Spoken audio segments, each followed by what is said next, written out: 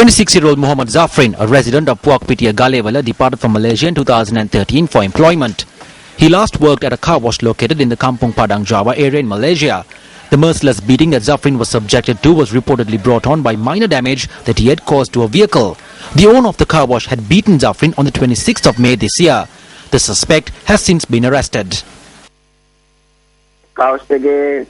The boss at the car wash is an alcoholic. One day he called Zafrin over and asked him about the accident with the car.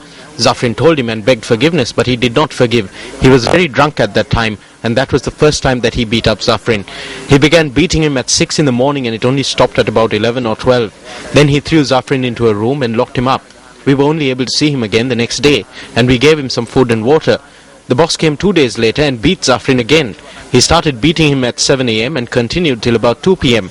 I called the police emergency hotline twice or thrice regarding this incident, but the police did not take any action.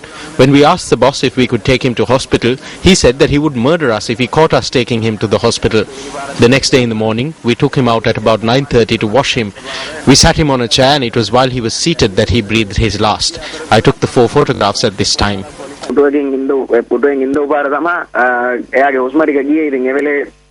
Zafrin had travelled abroad to earn money to cover the cost of his sister's higher education. His parents had become worried when they did not hear from him for some time. My son went to Malaysia, but for the past 4 months he did not speak to us and there was no money. I went to the Foreign Affairs Ministry to make inquiries, but there was no information. There hadn't been a telephone call since the 22nd of May, so I went to look into it, and it was then that I found out that he had died. If children who are travelling abroad to work are being beaten this way and thrown with the rubbish, then what is happening to Sri Lankans?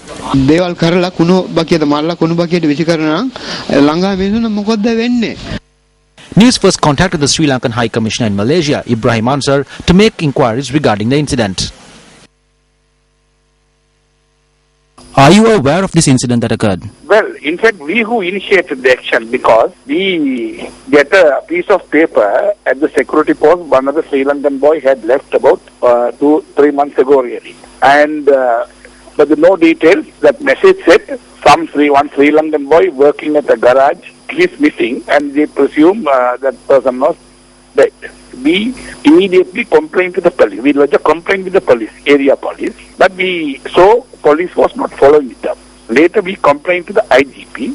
On the order of IGP, investigation started. In the meantime, we ourselves tried to contact the fellow workers. Through one of the fellow workers, we got the photograph of the employer. Police, based on that, police arrested, and then he has now confessed that he killed the Sri Lankan worker.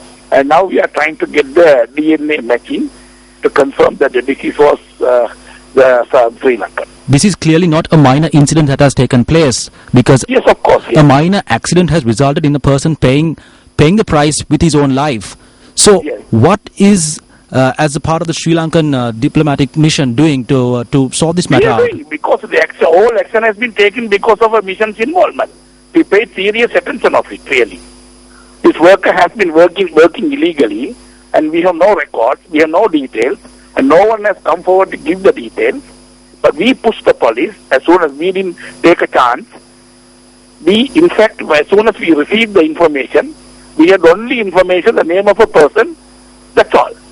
Now, since you're claiming that you have done your part, yes, of course. Yes, okay, clearly. And we followed up. Okay. No family member contacted us, no friends contacted us, no fellow workers contacted us. We had to go after everyone, really. So are you saying this is the fault on the part of the Malaysian government?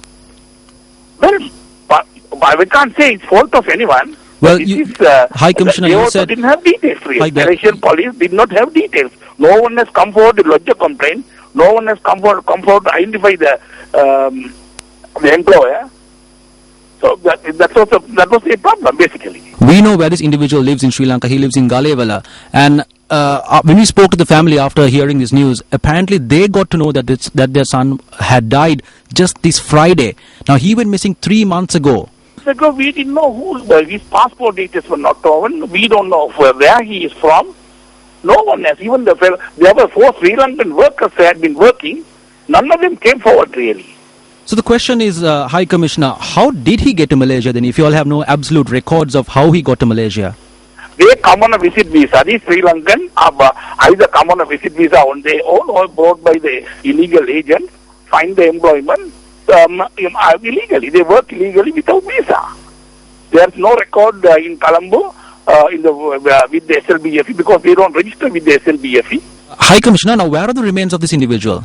Body has been decomposed and they have found only the bones really now. The accused has killed him and cut into pieces and thrown.